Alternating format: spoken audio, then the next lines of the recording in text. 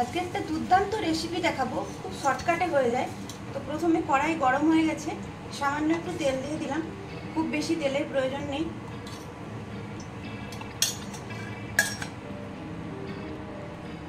তেলটা গরম হয়ে গেছে, এবার সামান্য একটু কালো জিরে ফোড়ন দিলাম আর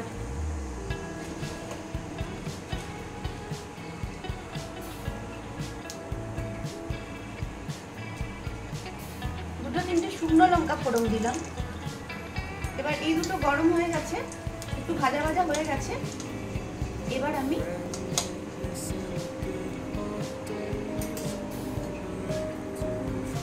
কিছু চিচিঙ্গা ছালটা ছাড়িয়ে এইভাবে গোল গোল করে পাতলা পাতলা করে কেটে রেখেছিলাম, ওগুলো আমি এর মধ্যে ঢেলে দিচ্ছি।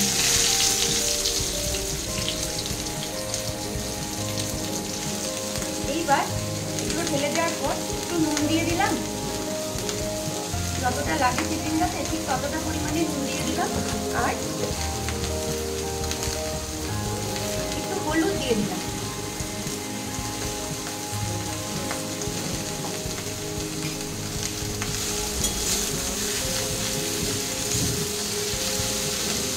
এবার এটা এইভাবে নেড়ে আমি এটাকে ঢাকা দিয়ে দেবো।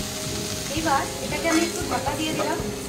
চিচিঙ্গা থেকে নিজেই জল বেরিয়ে কিন্তু যখন ভাজা ভাজা হয়ে যাবে, তখন আমি আধ ভাজা হয়ে যাবে, তখন আমি কয়েকটা জিনিস এর মধ্যে দেব।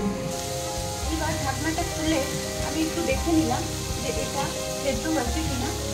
না, এটা আরেকটু হবে, তাই আবার একবার ঢাকাটা দিয়ে আবার কিছুক্ষণ আমি এটাকে ফ্রাই করে নেব। এবার দেখাচ্ছে খানিকটা লাল লাল ভাজা ভাজা হয়ে গেছে। এবার আমি এর মধ্যে দেব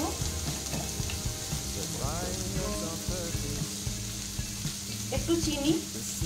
আমি এটা ব্রাউন সুগার ইউজ করছি, ব্রাউন সুগার একটু হলেও হেলদি, এটা একটু মিষ্টি মিষ্টি হবে। আর দেব একটু পোস্ত দেব সামান্য, আর দেব নারকেলটাকে আমি গ্রেট করে রেখেছিলাম এইভাবে, এই নারকেলটা পুরো আমি দিয়ে দেবো।